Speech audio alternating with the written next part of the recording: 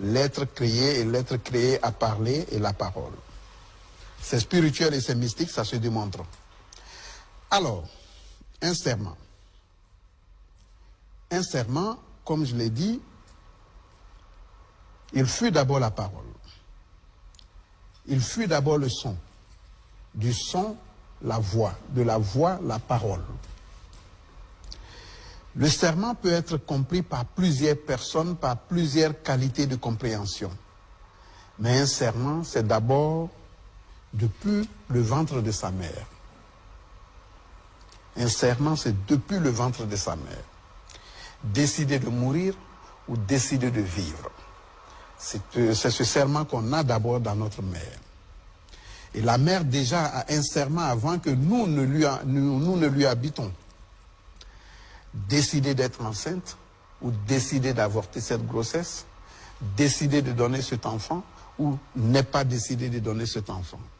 Ça, c'est le serment de la mère dans la grossesse. Mais avant ça, décider d'aimer cette personne, accepter qu'il m'enceinte ou décider de ne pas l'aimer pour qu'il m'enceinte, ça c'est aussi un serment.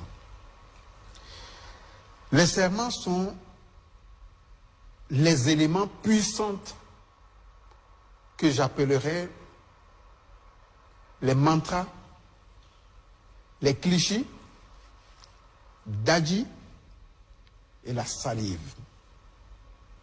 C'est les élémentaux de la salive par énergie.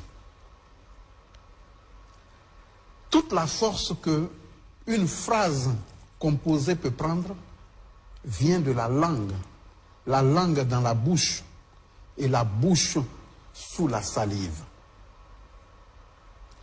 La salive pour nous en Afrique, elle est sacrée. C'est pour ça, dans l'ancestralité ancienne, les sages ne crachaient pas au hasard.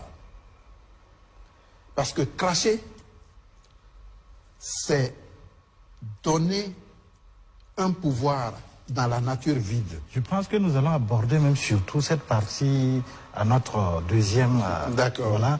Donc, si je comprends bien, pour moi maintenant, quel lien on fait justement entre spiritualité et serment?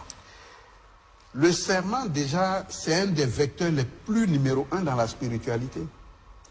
Parce que le serment, il est verbe, il est pensée, il est mental.